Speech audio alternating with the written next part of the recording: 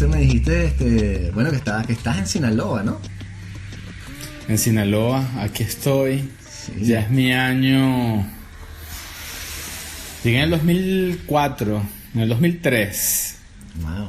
Lo que pasa es que en el 2003 vine, estuve un rato, me regresé a Venezuela, estuve otro rato y así estuve como yendo, viniendo, pero yo creo que me instalé a vivir como en el 2004, ¿no? Okay. Entonces, ya este es mi año 16 en agosto. Chamo, ¿y cómo llega uno a Sinaloa? Te voy a dar la respuesta pendeja que le doy a todo el mundo, en avión. Porque todo el mundo me pregunta, chamo, ¿cómo llegaste aquí? En avión. No, chamo, es una vaina así, bien loca. Yo me acuerdo que, pues tú te acordarás, Vicente, que nosotros los clínicos hablamos tantas huevonadas de los industriales y de todos los que no eran, todos los clínicos que terminaban haciendo cualquier otra cosa poco ortodoxa y no sé qué. Sí. Y yo era uno de esos, pues, ¿no? Pero bueno, dicen por ahí que el que escupe para arriba le cae la salida en la cara, y yo soy un claro ejemplo de ello. ¿Te acuerdas de Yosmar? Yosmar Plaza. Creo que sí, el nombre me dice algo. Bueno, Yosmar estaba trabajando en una consultoría sin broncas, o sea, así happy, se había pasado lo oscuro, y un día viene y me dice que su jefe, que está haciendo su tesis de doctorado, el tipo necesitaba que le hicieran manejo estadístico de unos cuestionarios. Okay. Y entonces yo me acuerdo que yo con Santoro había aprendido a usar SPSS y Microseed y todo el tema. Y yo estaba trabajando en el hospital ¿cómo se llama ese hospital? Ya ni me acuerdo. El que está en Los Flores de Katia. Josefina Blanco. Okay. ¿Te acuerdas? Sí. Ella era la jefe del servicio de rehabilitación. Y me dijo, oye, ven, practica conmigo y tal. Y al final yo me quedé ahí porque ella ya no podía ocuparse del servicio. Okay. Me quedé trabajando con pacientes que estaban rehabilitándose por lesiones físicas, que tenían rehabilitación psicológica. Y yo estaba ahí, estaba bien happy, pero no inventes. O sea, mi papá me daba para ir a trabajar para allá porque los carajos, sí, algún día te vamos a dar una plaza y algún día te vamos a pagar y algún día va a salir tu contrato y algún día, ¿no? Y Yosmar viene y me dice, coño, chamo, ven y hazle el manejo estadístico a Carlos Saúl y el carajo te va a pagar. Y yo, no, a mí esa vaina no me gusta. Bueno, para hacerte el cuento corto, fui, le hice la vaina estadística al carajo, me quedé trabajando en consultoría, Carlos Saúl y no sé si te acuerdas de Luis Garmendia, un tipo que era como 4 o 5 años más viejo que nosotros. Él era, bueno, él trabajaba ahí. Luis Garmendia y Renzo y Rafael, no me acuerdo del apellido de Rafael. Bueno, lo cierto es que estos tres panas me acobijaron ahí y entre que Carlos Saúl me daba con un palo, los tipos me masajaban y me decían, bueno, ese es el estilo de aprendizaje. Y después de como 2 años ahí que ya no aguanté más, empecé a buscar empleo y encontré chamba en una consultora que hacía headhunting, que se llama Emma Partners, que los tipos eran una transnacional. Y empecé a hacer headhunting, ¿no? Y yo no sé si te acuerdas que a mí me gustaba mucho la tecnología, que mi tesis fue de realidad virtual. Sí, fue increíble, te quería hablar de eso, tu tesis fue impresionante, chamo. Entonces yo llego a esta consultora y me encuentro que los tipos tienen toda un área de tecnología. Yo, qué perro, los tipos tienen toda un área de desarrollo y tal, y no sé qué. Y voy y pregunto y dicen, tú ni te metas, esto no tiene nada que ver con reclutamiento, con headhunting. Esto es para la parte de outplacement y la parte de capacitación. Y yo, está bien. Y me dan unos procesos ahí bien cuadrados. No sé si te acuerdan que antes llamar a un celular era una vaina carísima. Sí. Entonces yo me acuerdo que la central telefónica marcabas un código como de 20 dígitos que era mi código para entrar a la línea celular. Y luego marcaba otro código como de 8 dígitos que era para cargárselo a la cuenta del cliente que le íbamos a cobrar. Entonces cada vez que ibas a hacer una llamada marcabas como, no sé, como si fueras a marcar la Patagonia pero doblemente. Y hacer cada llamada era un dolor de cabeza. Entonces yo le digo a esta mujer, oye, no inventes, nada más para hacer esto. Sí, pero es que hay que cobrar los gastos del cliente. Está bien, pero házmelo más fácil, ¿no? Programa la central y ponme un botoncito ahí, el botón rojo, es mi llamada. Y ya todo lo demás lo notamos, ¿no? Entonces empecé a pedir cosas y a pedir cosas y a pedir cosas, y esta mujer siempre me bateaba, hasta que un día va y me dice, oye, ¿sabes qué? Ve y siéntate con los de sistemas, y dile qué es lo que quieres.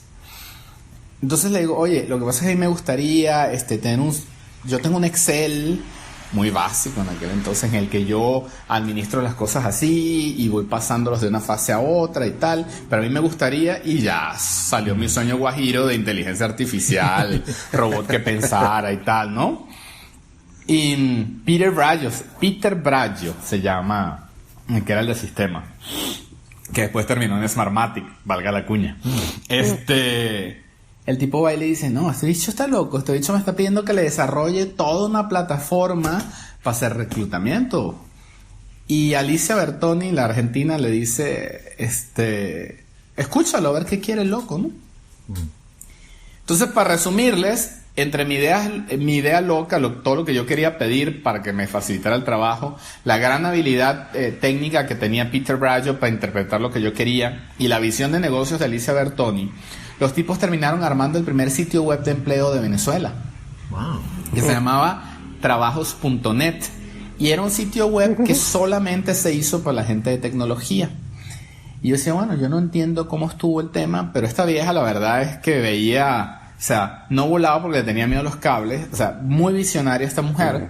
El 80% de nuestro mercado eran petroleras, eran las joint ventures que había hecho Caldera.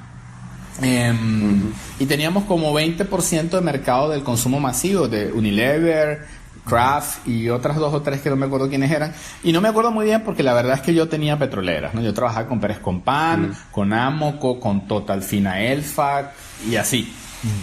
Gana tu tío Chávez y 5 minutos después sale en televisión diciendo, señores, los de las joint venture pues recojan sus cosas porque esto se acabó, recojan sus vainas y se van. Y un día después, pues yo no tengo clientes, ¿no? Bien. Todos mis clientes dicen, mira, nos acaban de cancelar todos los contratos, no vamos a contratar a nadie más, vamos a empezar nuestro plan de dejar ir a la gente, de ver cómo se acomoda, pero reclutamiento ya no hay. Y el 70% de mis ingresos venía de los clientes que yo manejaba, pues, o sea, a mí me pagaban, no me acuerdo, ya ni uno sabe cómo es la vaina en bolívares, ¿no? Sí. Yo sí me acuerdo que cuando terminé al tipo de cambio en ese momento yo ganaba $800, ¿no? En promedio, ¿no? Me debieron haber pagado como 100 o 200 fijo, y los otros tenían que ver con los clientes que yo llevaba. Entonces esta mujer dice, no pasa nada, por un lado cerraron el tema de las petroleras, pero por el otro lado, no sé si te acuerdas que empieza también, renacionalizan CanTV, que era Bell South, pero abren el tema de llamadas internacionales, el tema de voz sobre IP y el tema de las casetitas telefónicas de llamadas, ¿se acuerdan? Sí. Bueno, entonces toda esa vaina vuelve a traer compañías extranjeras a Venezuela, y como nuestro sitio web estaba preparado para reclutar gente de tecnología, pues tenemos un segundo aire. Y yo digo, la verdad es que esta vieja o traía información bajo la manga, no lo sé, pero estuvimos preparados, ¿no? Y eso nos dio como otro año de aire, ¿no? Al final eso no alcanzó y terminan cerrando la oficina de Venezuela. En el camino, este software que por un lado se hizo sitio web para Venezuela, lo empaquetaron y lo convirtieron en una suite de reclutamiento. Y esta mujer se lo regaló a Avon Andinas, que tenía la sede en Colombia. Avon lo prueba y le dice, oye, si nos gusta, nos funciona muy bien, lo queremos. Bueno, esta vieja sale a venderlo por toda Latinoamérica, se viene a México porque Avon Andinas es otra división que Norteamérica, y le hace la segunda y le dice, bueno, yo te consigo que vayas a dar una ponencia en el Congreso Mundial de Recursos Humanos, que es en México. Viene, monta un stand, lo venden, y de la noche a la mañana vienen y me dicen, no te preocupes, no te vas a quedar sin trabajo, no importa que ya no haya clientes para reclutar, te vas a volver el implementador de este software. Y yo, ¿de qué software me estás hablando? ¿Te acuerdas todo lo que le pediste a Peter? Sí. Mira, aquí está, se llama trabajos.net, y es una página web de tecnología, y es este software. ¡Qué perro! Entonces lo vendieron, me mandaron a implementarlo aquí en México, y lo implementé con una gente en Guadalajara, con una gente en Monterrey, con una gente en Ciudad de México. Y cuando ya me iba a regresar, después de como 2 semanas, 3 semanas, acuérdate que los celulares en aquel entonces no eran la panacea, era mucho más eficiente comunicarte por correo. Entonces me levanto en la mañana, un sábado, un domingo, ya haciendo mi maleta, y me encuentro un correo que me dice: no te vistas, que no va, te vas a ir a Culiacán. Yo, Culiacán, ¿y eso qué será? Y empiezo a pensar, y yo decía, yo he escuchado ese nombre en algún lado. Y se me prende el bombillo que una vez en la serie El Caribe en Caracas vinieron los tomateros de Culiacán. Sí, los tomateros. Ah, ya me acordé dónde está la vaina. Bueno, entonces vine para acá. En aquel entonces esta vaina era un pueblo bicicletero literal, de esas como película de Western Spaghetti donde rodaban los mogotes por las calles. Conozco unas mujeres que se habían comprado este software porque ellas tenían una empresa que hacía outsourcing de nómina. La mayor, porque eran unas gemelas, sí, no es ningún fetiche, eran unas gemelas, la mayor se había ido a hacer, la mayor por 2 minutos, vaya, ¿no? Se había ido a hacer maestría en España y había conocido a Deco en España, ¿no? Y se le hizo interesantísima la figura de tercerizar empleo que no existía en México porque no te lo permitía la ley hace 20 años.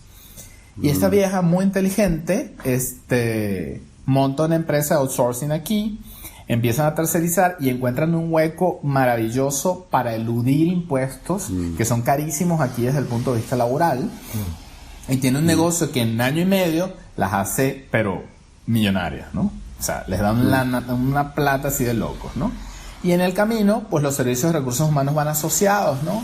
Están haciendo outsourcing de nómina y les empiezan a pedir reclutamiento y les empiezan a pedir consultoría. Ellas no saben nada de nada. Le escriben me imagino que en aquel entonces sería Altavista, le preguntan Altavista, software de recursos de reclutamiento, y aparece el nuestro, ¿no? Curiosamente la gente de Guadalajara que lo compró tenían como cierta relación, les da una referencia y terminan comprándolo y me mandan para acá. Yo llego aquí a implementarlo y hacemos un FODA de antes y después, y en el FODA lo que me encuentro es: no sabes de reclutamiento, no tienes a nadie que sepa de reclutamiento, no tienes historia de reclutamiento, o sea, te estás comprando un Ferrari pero ni siquiera tienes licencia. Y mi FODA final es: oye, contrata a alguien que sepa de esto, que venga, te ayude a echar a andar el negocio un rato, que te deje know-how implementado, a las chicas estas que tienes que están bien lindas pero que no tienen experiencia, y ya. Y esta mujer, sin pensarlo 2 segundos, me dice: bueno, quédate, te doy empleo. No, gracias, o sea, estoy muy happy viajando ahorita por Latinoamérica, me siguen pagando en dólares, me pagan viáticos en dólares y llevo una vida bien divertida, y eso me da la oportunidad de decidir en qué lugar quiero vivir de México. Y luego de haber estado en Guadalajara, en Ciudad de México y en Monterrey, estoy seguro que aquí no quiero estar. En cualquiera de las otras ciudades me quedaría, pero no, gracias, ¿no? Claro, muy amablemente le digo: no, gracias, pero tengo muchos compromisos, sigo aquí al pendiente. Me regreso, mi papá se enferma de cáncer, cierran la oficina de Venezuela y me dicen: vete a San José, a Costa Rica. Y digo: no, definitivamente no, me voy a quedar aquí a ocuparme del tema familiar, porque la maldición es esa, es que los psicólogos, como estudiamos psicología y estamos entrenados para dar soporte, entonces a la hora que hay un tema familiar, pues en automático uno se vuelve el cuidador emocional de la gente y de la familia, ¿no? Y eso ni se discutió, ¿no? Era obvio que yo estaba sin empleo, me acaba de quedar sin empleo, mi hermano le iba muy bien en su negocio, entonces era obvio. Para él fue obvio que él se ocupaba de todo el tema económico de la enfermedad familiar y que yo me ocupaba de todo el tema emocional de la enfermedad familiar. Y creo que me quedé como 1 año y medio, una cosa así, en Venezuela, hasta que mi papá falleció. Y esta mujer me seguía mandando correos y yo le seguía escribiendo. Hice un par de cosas, o sea, le hice un par de favores. Luego un par de esos favores, un día le dije: ¿sabes qué? No tengo tiempo. No tengo tiempo de hacer esto que me estás pidiendo. No, pero cóbrame. Yo, bueno, está bien. Te armo la descripción, te armo el proceso y quiero X dólares. Y me dijo que sí. Yo, cabrón. Y le había dicho un número muy alto como para que me dijera que no y me dejara en paz, ¿no? E intermitentemente estuve haciendo eso, y cuando mi papá se murió, esta mujer me insistió otra vez que viniera y que le ayudara a echar a andar el programa, me vine, hicimos un contrato de 5 meses, porque yo llegué aquí en agosto y me iba en diciembre. Ya tenía boleto y todo lo demás. Y en lo que llegué aquí, pues esta mujer me presentó a todos los empresarios importantes de la región y me presentó 2, 3 políticos que traían proyectos relacionados con el tema de empleo. Wow. La verdad me involucró en un chorro de cosas que parecían así súper interesantes. Y en diciembre me dijo, ¿realmente te quieres ir? Porque estos proyectos dan para 2 o 3 años. Entonces le dije, no sé si me quiero quedar. Bueno, pero ven, haz estos proyectos, pon tus condiciones y nos ponemos de acuerdo. Mi hermano me ayudó a negociar, vine y se supone que me iba a quedar 5 minutos, al final me quedé 5 años con ella. Y ya que me quedé 5 años ahí y me salí, pues tenía muchísimos contactos aquí, ¿no? Mi intención era irme a Guadalajara, que es una ciudad que me gusta, que me recuerda mucho a Caracas, pero la dinámica no me lo permitió, ¿no? O sea, yo me salí de mi empleo en agosto también, me fui de vacaciones a Venezuela en el verano, estábamos embarazados de Jesús Augusto nació en noviembre, y fue bastante complicado para mí salirme porque, oye, justo 3 meses antes de que nazca tu hijo, te quedas sin empleo en unas condiciones económicas que no fueron las mejores. Entonces pensé en quedarme en Venezuela, y regresé como que a cerrar ciclos, ¿no? Fui a ver a los 2, 3 clientes que estaba atendiendo con soluciones dinámicas, se llamaba esa empresa, a cerrar ciclos, y uno de los clientes me dijo, ¿sabes qué? Yo tengo 1 año aprendiendo a hablar venezolano. Yo tengo 1 año entendiendo que cada vez que me dices que soy pendejo, no me estás insultando, sino que me estás diciendo en venezolano que estoy medio tonto. Tenemos 1 año aprendiendo a aguantarnos y ya estamos a mitad del proyecto. Yo no voy a empezar otra vez. Dime a qué empresa te vas. Yo hago contrato con esa empresa y cerramos este proyecto. Digo, no, señor, es que no me voy a ninguna empresa. O sea, me estoy preguntando qué voy a hacer. Y el tipo me dijo, vente a trabajar conmigo. Yo te doy empleo, terminas el proyecto y ya decides qué quieres hacer. No, lo que pasa es que yo quiero emprender algo. Está bien, pues. Hazme una propuesta económica y ya tienes tu primer cliente. Wow. Entonces, la verdad es que Dios me quiso total y absolutamente, porque yo ni siquiera tuve que salir a buscar mi primer cliente, ¿no? Sí. Y la otra es un tipo durísimo para negociar con el dinero. Y entonces fui y le hice una propuesta del doble. Oye, yo quiero 100 pesos para que me dijera que 50 y me terminara pagando 25 y saber que mis costos fijos eran 30 y que bueno, que iba a estar por debajo 5. Claro. Y el tipo me dijo, está bien. Wow. Yo, oye, señor, pero son 100. Sí, está bien. Ok, y me salí. Sí. Y aquí me quedé. Y ha sido muy difícil irme porque la verdad, la ventaja de una ciudad chica es que todo el mundo se conoce. Entonces, mi negocio tiene 11 años y la verdad es que yo creo que gracias a Dios, gracias a la vida, yo habré salido a vender servicio el 10% del tiempo. Sí. Las otras veces la gente me ha comprado. Chamo, sí, bueno, eso es una manera bastante cruda de subestimar la bola que le echaste. Debe ser burda de bueno, tú. No sé, yo creo que te voy a decir una cosa. Pues Vicente y yo nos conocemos de la universidad. Yo creo que no éramos de 20 ninguno de los dos. Eso tiene nada que ver. Éramos a unos alumnos ahí promedio que siempre nos estábamos preguntando cosas más que buscando la calificación. Me acuerdo mucho de Cinet, que le preocupaban mucho los 20.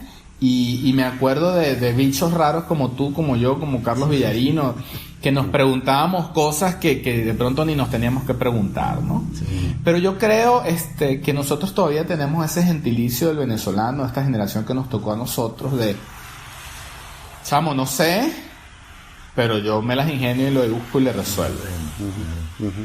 Sí. Pero no, pero el proyecto de tesis de Fito era utilizando realidad virtual, hacer un ascensor en el cual hacías de sensibilización sistemática contra la fobia, subiendo piso por piso, simulando y con el psicólogo ayudándote con relajación y tal, y terapia cognitiva, a que te relajaras y subes otro piso y vas así viendo con la cosa de realidad virtual. Y para mí fue el proyecto más, la tesis más interesante, O sea, obviamente me parecía que la mía era la mejor porque era la mía, pero la de ellos me parecía arrechísima y de verdad, ustedes no fueron a un concurso nacional de tesis y ganaron algo. O sea, esa tesis tenía que haber ganado menos mención. Nosotros fuimos a un concurso de innovación que hubo en el Poliedro que se llamaba Eureka.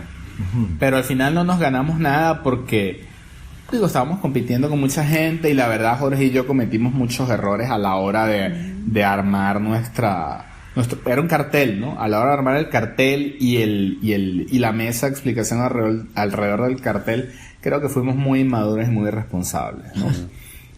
Bueno, tiende a pasar. Sí. Pero, ¿y cómo es la vida en Sinaloa de todos los días, sabes? Porque como una persona que no está en Sinaloa y que lo que ve en las noticias o lo que te llega reflejado en la televisión y los medios, te imaginas una vida complicada desde el punto de vista de la violencia. Mira, Culiacán, que es la capital de Sinaloa, además es la cuna por excelencia del narcotráfico mexicano, ¿no? A 4 horas de aquí, y digo 4 horas no tanto por la distancia, sino por lo complejo de las vías de comunicación, está la sierra, el Triángulo Dorado famoso, que conforman el estado de Sinaloa, el estado de Durango y el estado de Sonora. Y ahí han nacido los narcotraficantes famosos, el Chapo Guzmán, el Mayo Zambada, el Azul Esparragosa, yo qué sé. Son todas las series de narcos que están en Netflix. Sí. Son gente que aquí nació y aquí creció, ¿no? Y no es un secreto para nadie que esta ciudad, este estado y buena parte de esta república vive gracias al flujo directo o indirecto que genera en la economía el narcotráfico, ¿no? Pero la otra realidad es que como puede pasar en tu casa o en mi casa, hay como 2 reglas, ¿no? Las reglas que mamá y papá nos ponemos de acuerdo y son las reglas que gritamos a los 4 vientos para criar a nuestros hijos. Y las reglas underground, que son las que tú y yo platicamos con nuestro hijo, o su mamá platica con los hijos, que les dejamos hacer cosas por debajo del agua, ¿no? Y Culiacán, hasta hace 2 gobiernos, era una ciudad impresionante. Salir de Caracas y venir a vivir a Culiacán era... Cuando yo estaba en Ciudad de México, que me venía por acá, los amigos que hice en Ciudad de México me decían, estás loco, Sinaloa es donde acaba la cultura y empieza la buena carne. Y lo de la buena carne no se refería al ganado vacuno, ¿no? Allá la gente anda con la pistola en la cintura y andan armados en la calle y no sé qué. Y la verdad es que yo llegué aquí muy aprensivo, con mucho cuidado y con mucho miedo. Y luego me di cuenta que es mentira. O sea, esta ciudad es 500 veces más segura que París. O sea, en términos del crimen común, en esta ciudad no existe crimen común. Porque el crimen común no le tiene miedo a la justicia. Le tiene miedo al otro juego de reglas. Y entonces el narco lo que dice, oye, esta es mi casa donde sigue viviendo mi familia, donde yo crecí, y en la casa donde comes nadie ensucia, ¿no? Entonces durante muchos años, mira... Lo dices así de que, por ejemplo, robo de carros, ese tipo de cosas, no pasa tanto. Mira, hasta hace 5 años... Te roban el celular en la calle, o qué sé. No, hasta hace 5 años la tasa de crimen común aquí era 0. O sea, yo me acuerdo, la primera peda que yo me metí en esta vaina, todavía no estaba María Graciela aquí, me invitaron a una boda, y aquí nadie bebe whisky, ¿no? Es que todo el mundo bebe cerveza, aún en los eventos nice, ¿no? Por el calorón que hace. Pusieron una botella de whisky en la mesa y yo me serví un traguito aquí como, ¿sabes? Y nadie bebía, y yo otro traguito, y al final del día, nadie se va a ver esta botella, y me la bebí yo solo, ¿no? Y luego me tocó venirme manejando desde el otro lado de la ciudad para acá. Yo no sé cómo llegué, ¿no? Yo ni me enteré. Yo me desperté al día siguiente en mi cama y me pregunté dónde estoy, quién soy, cómo me llamo. Y me levanté y fui a buscar, coño, ¿dónde estará el celular? Para ver si me habían llamado. No encontré el celular. Coño, ¿sabes que lo dejé en el carro? Salió a buscar las llaves del carro, no encontré las llaves del carro. Coño. Bueno, déjame ver, a lo mejor estaba tan borracho, bajé y en el carro estaban las llaves pegadas en el carro y encima del techo estaba mi billetera y mi celular. Ahí amaneció esa vaina. Y yo vivía en un edificio que tiene un portón eléctrico que se abre, entras y están ahí todos los estacionamientos porque eran como departamentos, pero uno arriba del otro, ¿no? Y son como 10 aquí, 10 aquí, pero uno arriba del otro. Entonces te subes y te estacionas frente al departamento de abajo. Pero el portón eléctrico siempre estaba abierto, o sea, todo el mundo entraba cuando quería, ¿no? Y entraban a tirarte el periódico, lo que sea. Sí. Ahí entró quien le dio la gana. Y ahí amanecieron mi billetera, mi celular y el carro. Claro. Coño, es que tú pones un celular y una billetera en el techo, un carro, esa es la propia trampa. Ajá, sí, entonces mucha gente pensaría, coño, ¿quién estará poniéndonos esta trampa aquí, no? Pero, y muy cerca de mi casa actual está el jardín botánico. Y yo salgo a correr ahí, que son 3 kilómetros la vuelta, y salgo de madrugada o en la noche, y sí, hace unos años pasaban unos carajitos en bicicleta y le arrancaban los celulares a la gente que andaba comiendo moscas, sobre todo las mujeres, ¿no? Pero la verdad es que crimen común en esta ciudad no había hasta hace unos 4 o 5 años. Ok, ¿qué pasó después? Hace 10 años el gobierno que estuvo de turno, que era un gobierno de Felipe Calderón, emprendió una guerra armada muy muy directa contra el narcotráfico e hizo que mucha gente huyera de esta ciudad, ¿sí? Y eso no se notó en el gobierno de Calderón. Todavía las cosas siguieron con la inercia que llevaba.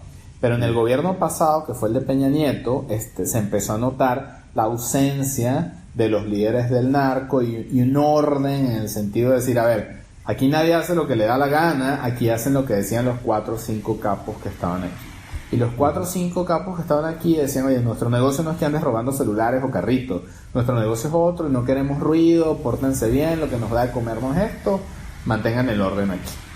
Claro, se destapa la olla. Sí, o sea, cerró. Empezó hubo una racha donde empezaron a robar carros intensamente y empezaron a aparecer los ladrones muertos con carritos de juguetes pegados con cinta en el pecho, ¿no? Ups. Y se acabó el robo de autos. Hoy en día México en general está muy complicado porque los grandes capos del narco ya no están. Hay mucha guerra entre facciones chicas, hay mucho desorden y hay un gobierno no interesado en tener un diálogo frontal con el narcotráfico. Entonces ya no es como era.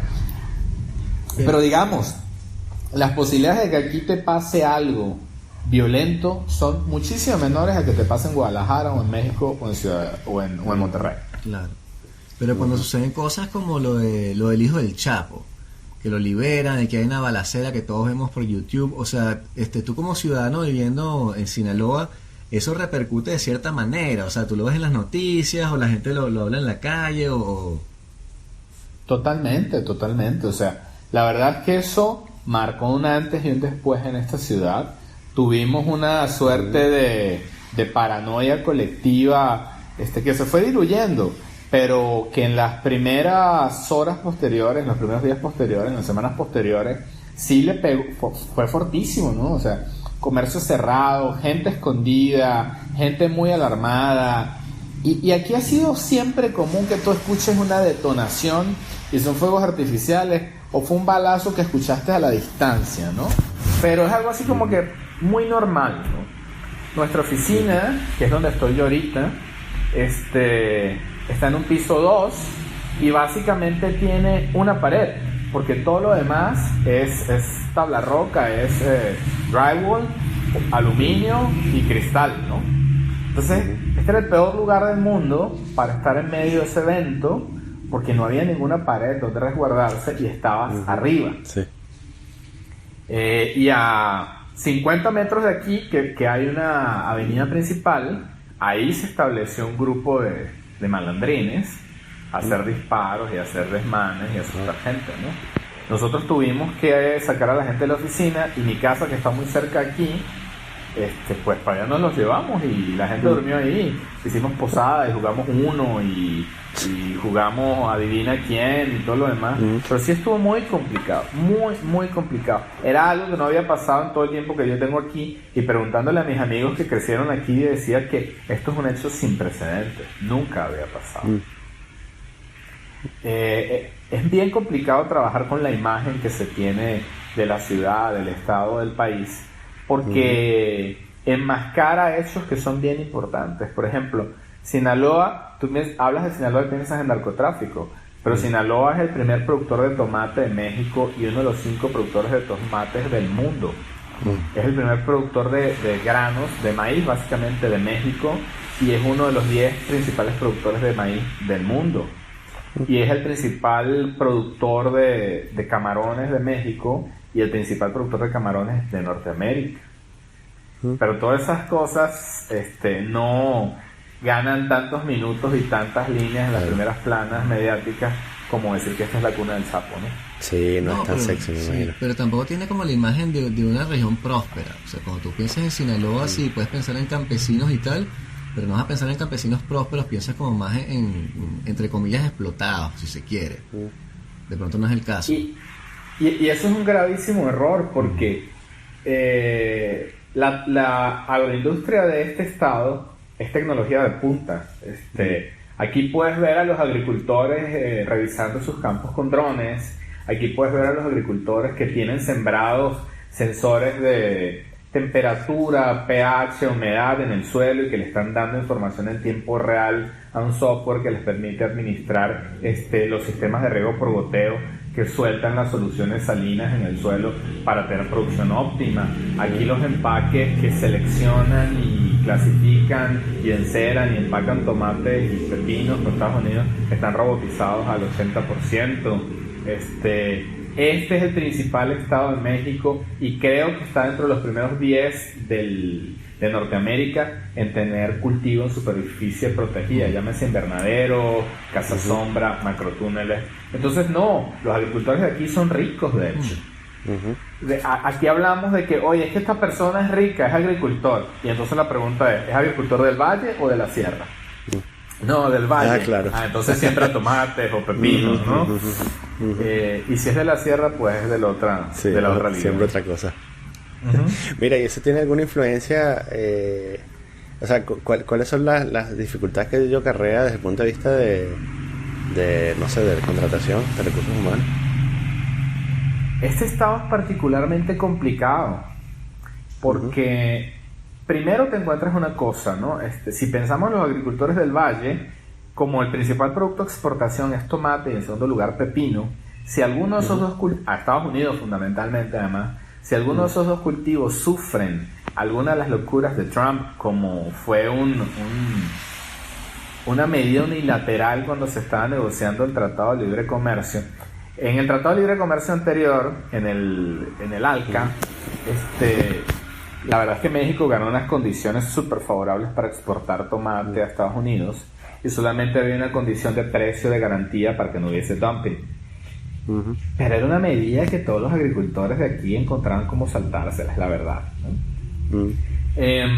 Pero ahorita que a mediados del año pasado Trump decidió que le iba a imponer unilateralmente un arancel a los tomates en tanto no se negociara el nuevo tratado, pues viste que toda la economía se vio arrastrada, porque si el principal producto de exportación tiene problemas, entonces eso arrastra toda la cadena y empiezas a ver temas de desempleo, empiezas a ver temas de que todos los que vendemos servicios nos vemos impactados por la agricultura, y por otro lado, la agricultura a la sierra nos genera un conflicto, ¿no? Y es que en posiciones operativas es muy difícil contratar gente, porque si un salario promedio para un operativo aquí son entre 250 y 300 dólares mensuales, pues está muy fácil que mi tío, mi primo, mi hermano, que trabaja ilegalmente en Estados Unidos, me mande esos 200 o 300 dólares. B, está metido en algún negocio conexo con la agricultura de la sierra,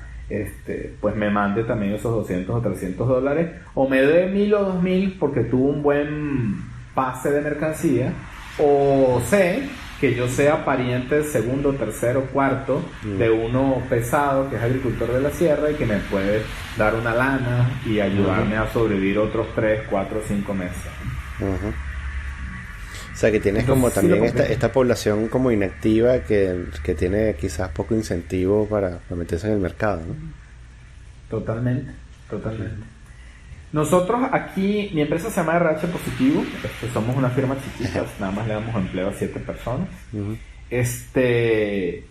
Y empezamos haciendo headhunting. porque eso era lo que yo sabía hacer, venía haciendo en los últimos años. Y en el camino hemos empezado a hacer reclutamiento en general, de posiciones mucho más operativas, porque nuestros clientes nos las han pedido y porque la verdad es que hacer headhunting es un nicho de mercado. Sinaloa no se caracteriza por tener muchas posiciones gerenciales y directivas que paguen los honorarios que nos permitan a nosotros vivir de eso. Y entonces, en la parte de reclutamiento operativo, a lo largo de estos 11 años nos ha tocado aprender a hacer reclutamiento y gestión operativa. Y yo durante muchos años decía, bueno, pero espérame, si esta persona tiene meses desempleada, no tiene ingreso, ¿por qué se pone especial y se pone muy exigente y no acepta este empleo de $200, $300 que le pueden permitir resolver las cosas, ¿no? Y ya que empezabas y rascabas un poco más a saber, oye, ¿y de dónde y de qué vives, pues? Porque tienes 3 meses sin que te caiga ni un peso en el bolsillo. No, bueno, es que mi primo me mandó dinero.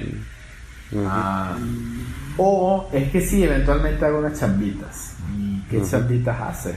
No, pues que yo tengo un primo que tiene un terreno y entonces voy y se lo cuido el fin de semana y me da $100. Cabrón, ¿y qué hay en ese terreno para que por cuidarse los fines de semana te pague $100, ¿no? Y ya se encoge de hombros y pone cara de culpable y tú dices, ok, next, siguiente pregunta, ya no vuelvo a preguntar más de eso, ¿no? Entonces sí, es complejo sobre todo la banda media hacia abajo, amén de que este estado, curiosamente, cuando miras las estadísticas de salario promedio a nivel nacional, estamos en cuarto lugar, pero de abajo hacia arriba.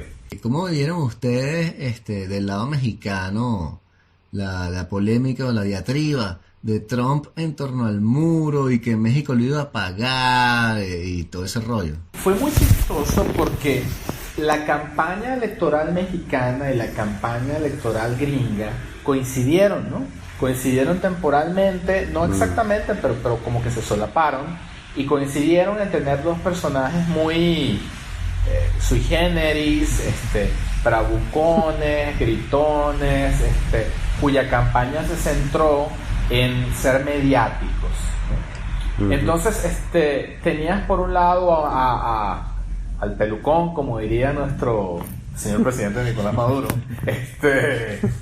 a Mr. Trump gritando, diciendo que íbamos a pagar el muro, y tenías por el otro lado aquí al peje, a AMLO, diciendo, está bien tonto, yo le voy a responder y ese muro jamás lo vamos a pagar los mexicanos, ¿no? Para mí fue un tema mediático muy bien pensado para que ambos ganaran puntos e hicieran sus campañas, y creo que funcionó, ¿no? Al punto de que hoy en día Trump habla muy bien del gobierno mexicano, sigue diciendo en su nueva campaña que el muro efectivamente lo estamos pagando los mexicanos, y en la práctica no hay ninguna medida que indique eso, ¿no? En el camino se pensó, oye, Estados Unidos va a empezar a pechar las remesas que vienen de Estados Unidos a México, que son la primera fuente de ingresos, y nos aterrorizaba a todos que eso pudiese pasar. Pero no hay ninguna medida efectiva para que tú digas que eso puede pasar, ¿no?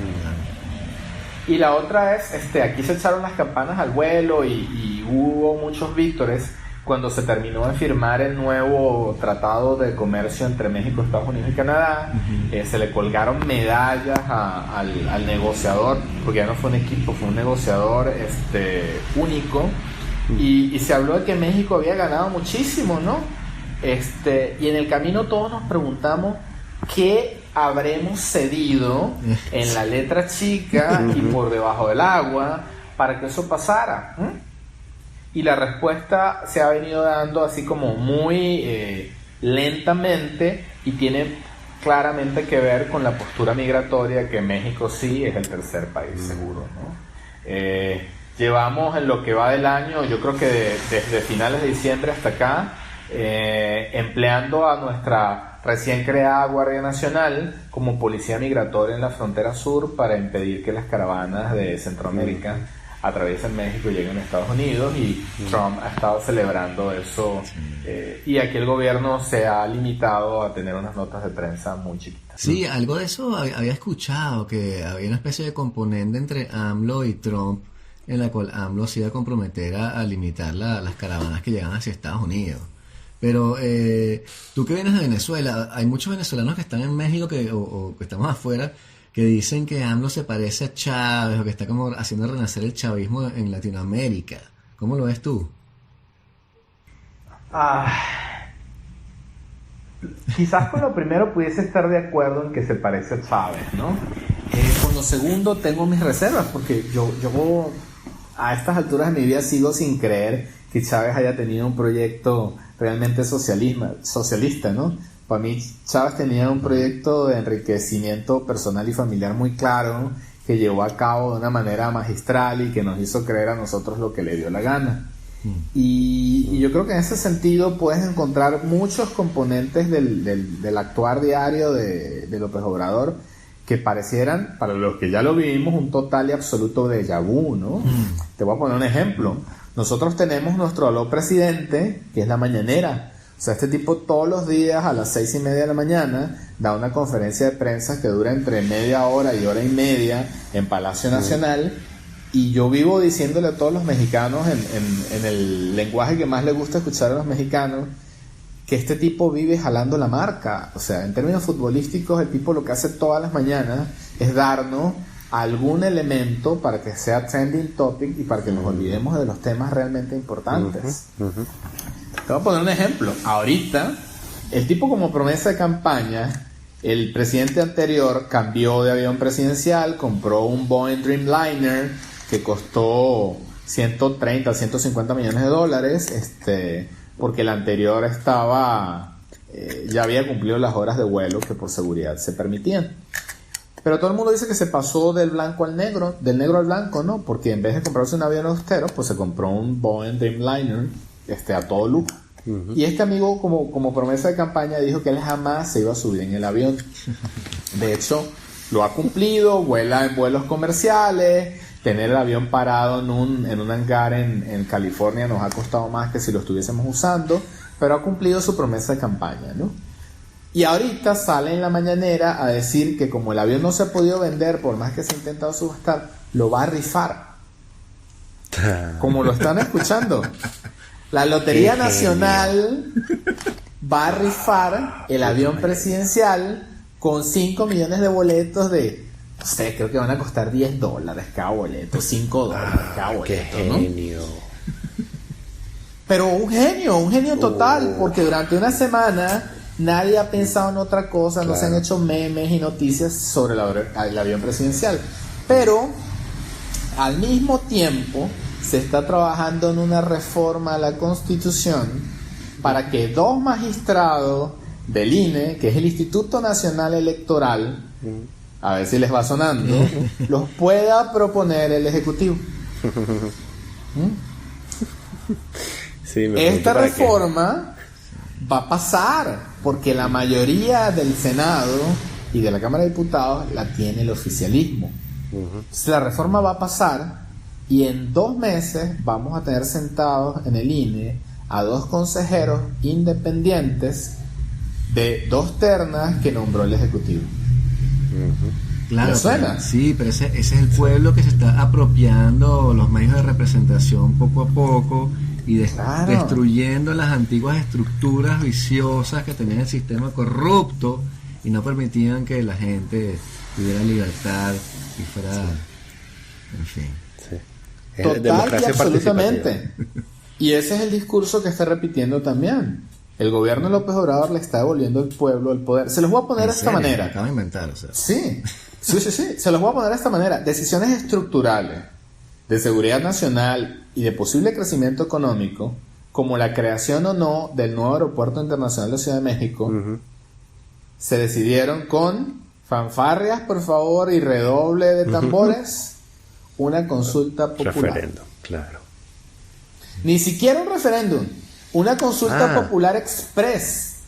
Imagínate que tú montas una encuesta en Google Sheets e invitas a todos tus amigos de la cuadra que voten y luego sales y dices en cadena nacional de que está abierta para todo el mundo, que si solo votaron tus amigos de la cuadra, pues fueron a los que les interesó, pero ese es el pueblo representado y es suficiente para decidir cancelar el nuevo aeropuerto internacional de la Ciudad de México, perdiéndose 30,000 millones de dólares con la cancelación nada más por penalizaciones. Claro, porque yo estoy de acuerdo con la idea de la consulta popular en principio. O sea, es verdad que tiene sentido como que la gente que vive ahí escoja o no el aeropuerto.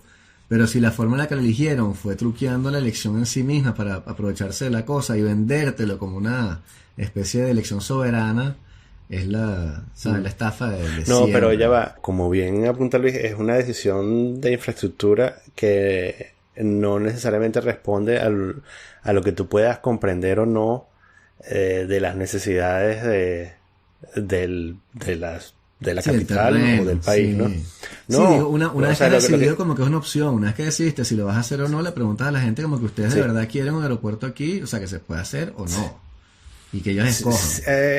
O sea, sí, pero, o sea, porque el punto es que si tú, bueno, y ahí, O sea, ¿quién ahí vive podemos ahí? entrar en, Sí. aquí podemos entrar en, ¿sabes? Con qué religión comulgas tú, ¿no? Pero, ¿sabes? Si el país necesita, por alguna razón, ampliar el aeropuerto, porque hay, ¿sabes? Digamos, el plan de 20 años es que el aeropuerto tiene que ser más grande, que tú pienses que hay que construirlo, no, eso es peor tuyo, pero hay que hacerlo. Porque la alternativa es para la maquinaria. Y si tú paras la maquinaria, bueno, terminas como Venezuela. Sí, bueno, pero es parte del debate. O sea, los verdes aquí te van a decir que sí, que es una buena idea pararlo y que porque estamos haciendo más aeropuertos. O sea, y lo hicieron aquí, de hecho, en Landes creo que pararon un aeropuerto así, pues.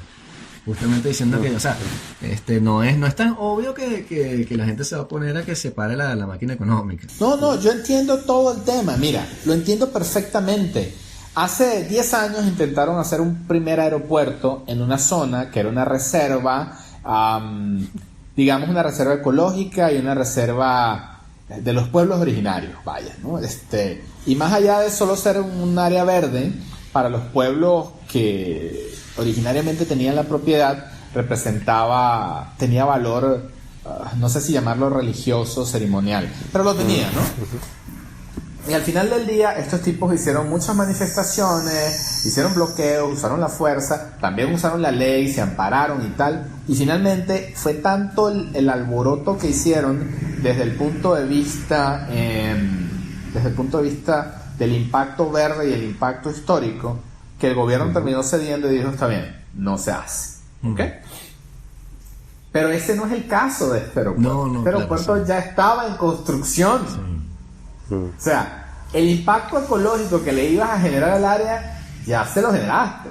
Ya hiciste mierda el terreno, ¿no? Porque al final del día lo que tuvo que llegar al tipo fue decir, a ver, tengo un paciente en la mesa de operaciones, ya está abierto a la mitad, ¿qué hacemos? No, es que esa no era la manera para operarlo, había que operarlo por la paroscopía. Sí, güey, pero es que ya está abierto a la mitad. Sí, pero no es la técnica. Sí. Ciérrenlo porque le vamos a abrir los 3 huequitos para operarlo. No, Eso fue lo que terminó haciendo el carajo. La parte donde me parece como más flagrante es en la relación con los medios, y creo que el tipo ha cerrado radios como hizo Diosdado Cabello y se pelea con los medios de comunicación y dice que no reportan la verdad si se oponen a lo que el tipo dice y lo critican, ¿no? Mira, decir que ha cerrado medios como Diosdado, este tipo es bastante inteligente y sabe dónde está parado. Ha asfixiado medios, presupuestalmente hablando. Ha asfixiado medios utilizando el poder, ¿no? Si es un medio que dependía mucho del presupuesto estatal, pues encontró una manera de reconducir el presupuesto. Si es un medio que dependía parcialmente del presupuesto estatal, le rascó poquito y encontró actos de corrupción reales o aparentes. Y si era un medio que tenía mucha independencia económica, pero que dependía de patrocinadores, fue y presionó a los patrocinadores.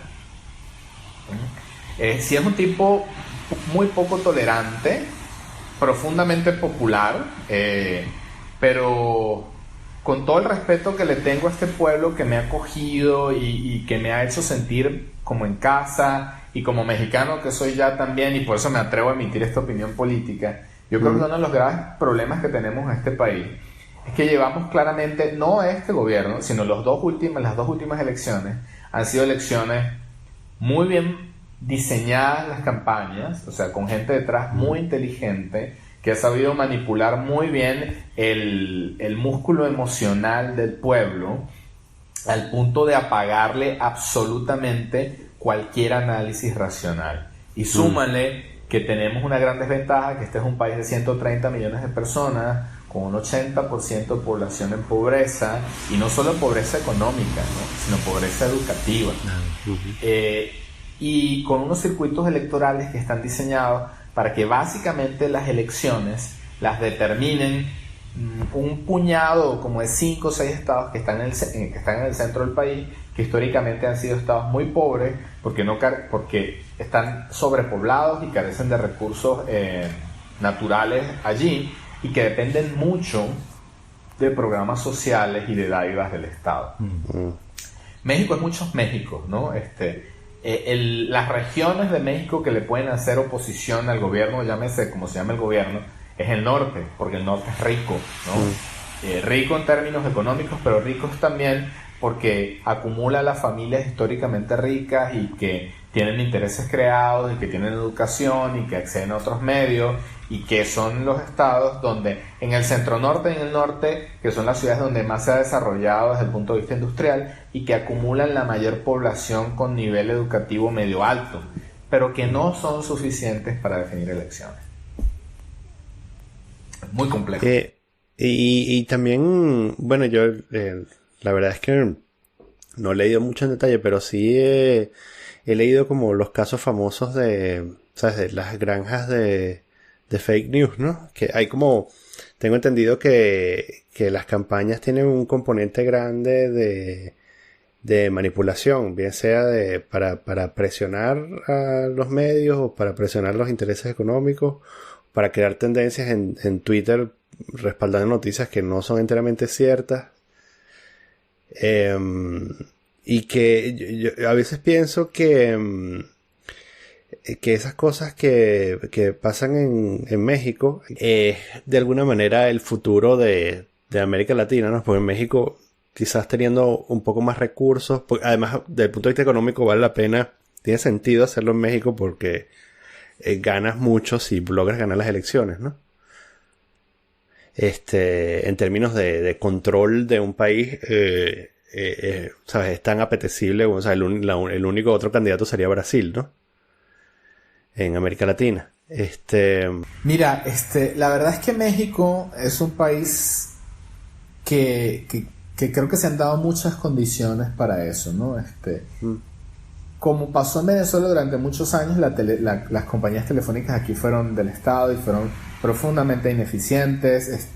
Luego Carlos Slim gana en un proceso de privatización y se queda con Telmex, la Telefónica Nacional, y empieza en un proceso de expansión muy grande, pero creo que por una tendencia natural, la telefonía empezó a crecer, mucho en telefonía fija, lentamente en telefonía celular, pero por la tendencia natural del desarrollo tecnológico, de pronto hubo un crecimiento exponencial en la tecnología celular, se hizo muy barata y se hizo muy masiva, al punto que tú te encuentras hoy en México, que creo que hicimos una vuelta, ¿no? Inicialmente había muy poca penetración de la telefonía fija, empezó a crecer, alcanzó un pico y ahorita de nuevo está cayendo casi que a cero, ¿no?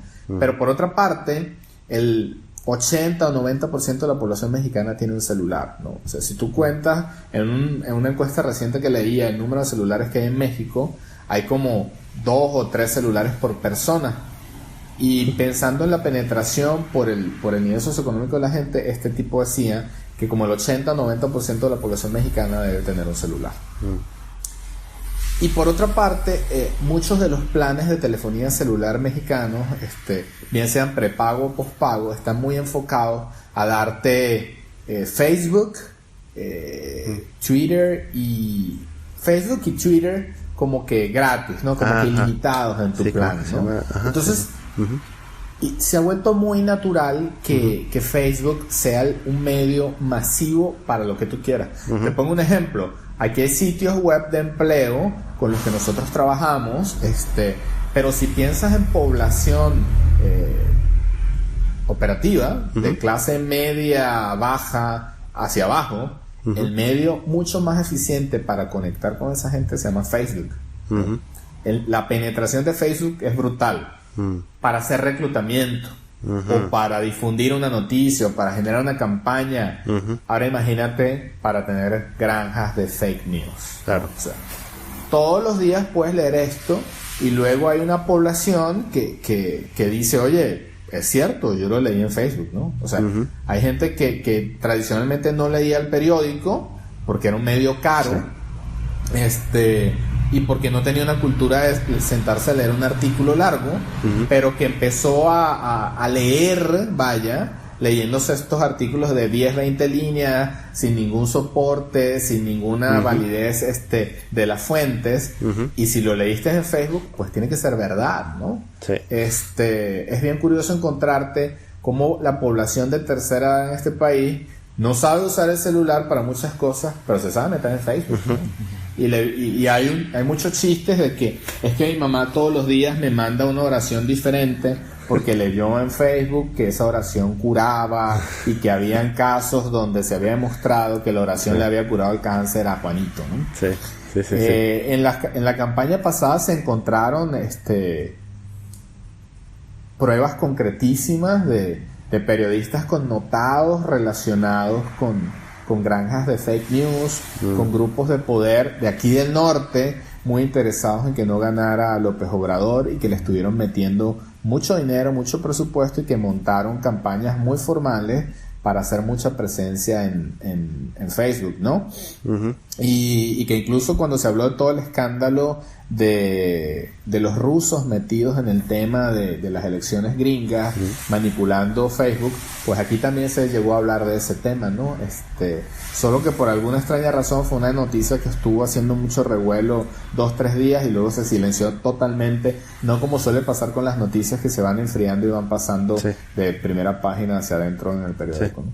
En Filipinas, ¿cómo se llama? Duterte también hizo algo así, porque Filipinas tienen este mismo modelo de que la operadora incluye datos gratis para redes sociales, ¿no? Entonces, lo que termina sucediendo es que para muchísima gente la internet no es la internet como nosotros lo conocemos, sino que es Facebook, ¿no? O sea, Facebook es la internet, ¿no?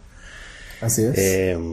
Y entonces, y hay países como creo que es India, que de hecho tiene una legislación en contra de eso. O sea, que prohibieron que los operadores regalaran datos para las redes sociales. Que además tú dirías que es como que opera en contra de la lógica, ¿no? Porque tú dirías, oye, un país como India, ¿no? Que necesita más bien penetración de internet, que loco que tengan una legislación en contra de regalar datos, ¿no? Pero claro, quizás vieron lo que termina sucediendo, ¿no? El peligro de regalar datos, porque alguien, o sea, no es regalar, ¿no? Alguien lo está pagando. Y en este caso son las redes sociales, ¿no? O sea, Facebook es quien paga por esos minutos. Nosotros trabajamos aquí con una gente que hace marketing digital y ellos nos ayudaron a encontrar que la herramienta ideal para hacer... Trabajamos con un cliente mutuo que es una red de farmacias que en aquel entonces estaba en el noroeste de México, hoy en día es nacional. Entonces ellos nos llamaron para que los ayudáramos a revisar su modelo de reclutamiento y selección. Y nosotros nos metimos en la teoría de cómo los entrevistadores hacían las entrevistas, qué filtros usaban, tal. Los reentrenamos y hubo una mejora bien chiquita, ¿no? Y luego empezamos a trabajar con ellos en las fuentes de reclutamiento que estaban usando, y ahí llamamos a estos aliados que son expertos en marketing digital y ellos eran los que nos decían, no, lo que pasa es que tienes que irte a un medio que naturalmente sea para este target.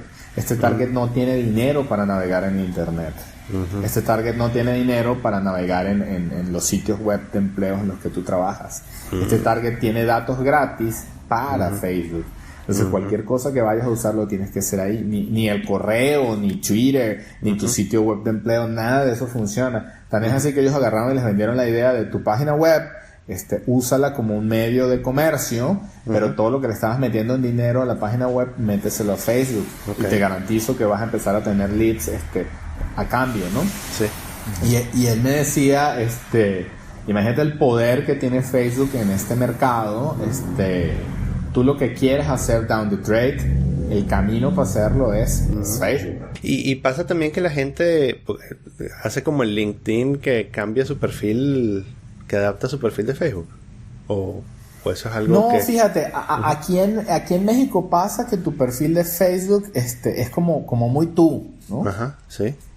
Y ahí dices, no inventes, o sea, realmente que sale posando con las whore, o que sale posando con armas, o que sale siempre en una fiesta pegado a una botella, es el que quiero contratar, ¿no? Sí, claro. Y luego tienen el de LinkedIn, donde salen peinaditos con gel y con camisa y no sé qué. No, Facebook la gente como que se le olvida que es pública y piensa que es su vida y que ahí puede hacer lo que quiera porque es mi Facebook, ¿no? Pero sí tiene un poder brutal. Mira, te voy a poner un ejemplo. En el terremoto del 2018, pues nosotros no nos impactó para nada, pero te digo, si hay algo que pasa en este estado, es que este estado tiene mucho dinero, ¿no? Entonces, cada vez que hay una tragedia a nivel nacional, aquí el problema que tiene este estado es que es muy indolente y tiene muy poca capacidad de organización, ¿no? Pero dinero tiene, ¿no? Pero si tú los logras organizar, o sea, les haces una llamada, los conectas bajo una vía, te aseguro que vas a lograr acopiar cosas, ¿no? Y platicando con unos amigos de Ciudad de México me decían, no, mira, sí, la gente de México, de Sinaloa, estaban llevando muchos alimentos a la Cruz Roja y la verdad, en términos de alimentos para acá para México estamos súper bien, pero tenemos dos problemas, ¿no? Uno era el tema de las mascotas abandonadas, perdidas, sin alimentos y no sé qué, que es una causa que le interesa a mi mujer ama a los animales, yo creo que por eso se casó conmigo. Y entonces María se subió ahí en una campaña había una perra que se volvió emblemática porque era una perra de rescate que se llamaba Frida, y se volvió el emblema alrededor del rescate en México, pero se volvió el emblema para rescatar mascotas también. Entonces estuvo muy fácil por ahí. Pero luego otra gente me escribió diciéndome, oye, es que hay una bronca porque nadie le está dando soporte psicológico a todos los niños que están en shock por el estrés postraumático del evento. ¿Qué podemos hacer? Entonces decía, no sé, ¿cómo te ayudo? Me decían, oye, es que a mí me gustaría organizar una campaña de recolección de juguetes para volver a darles juguetes a los niños y que traten rápidamente de incorporarse a la vida normal. De aquí están tus juguetes, e incluso darles útiles escolares para ver si podemos implementar unas cosas. Y a mí me pareció súper padre la idea. Le hablé a una amiga que tiene una cadena de ferreterías y en 3 segundos me dijo, ¿sabes qué? Yo lo organizo, ¿no? Cuenta con eso. Y 5 minutos después había puesto a su gente de marketing a trabajar y colgó una campaña de Facebook que me dijo, oye, aquí está la campaña ya hecha. Toma, háblale, yo le voy a hablar a mis 20 amigos que tienen empresas, tú háblale a tus 20 amigos que son, o tus 20 clientes empresarios, y vamos a hacerlo público, ¿no? Y en una semana recogimos 5,000 juguetes, güey. O sea, impresionante porque fue gente, y además la campaña que hizo esta chica era, oye, no agarres y te vayas al súper a comprar un juguete, ¿no? Queremos juguetes usados, en buen estado, que tu hijo los done y que se los mande tu hijo a alguien en México, ¿no? Y los hijos de ella pusieron cartitas, agarraron su peluche favorito, pusieron cartitas, hicieron una cartita y lo metieron dentro de una bolsa transparente, y los primeros días que llegaron yo les tomé fotos y los subí y eso se volvió el estándar. Entonces el tema aquí es que logramos llegar rapidísimo a 5,000 juguetes con Facebook, güey. Sin meterle lana, sin organización, más allá de lo que pudimos hacer 4 locos, ¿no? Sí. Entonces imagínate el poder que tiene Facebook en este país. Sí, claro. Miren, pana, yo tengo que pararme a las 5 de la mañana para agarrar un avión. Pero... ¿Vas para Barcelona? Sí, tengo que ir para Barcelona. Me quedo nada más lunes y martes. A ver, pero cuéntame qué carajo haces tú de tu vida, loco. Yo estoy trabajando como el manager de la felicidad de una empresa que vende fines de semana. Fíjate que me interesa muchísimo ese tema. Es algo en lo que hemos estado trabajando aquí, queriendo trabajar, porque México acaba de implementar una norma oficial mexicana que a partir de octubre te va a empezar a multar. Es la NOM 035 y habla de salud y estrés psicosocial en el trabajo, ¿no? Y todo el mundo se reía aquí de la vaina de la felicidad y no mames, puras pendejadas y tal, y ahora le están empezando a prestar atención porque las multas van a estar rudas, ¿no? Básicamente por eso. Daniel no Sí, me cree, pero es sí, que... sí, No, déjate... no les paja. Yo te dije, hace más de un año, yo te dije que habías anotado el trabajo del futuro. Exacto. Capaz terminé en Sinaloa también.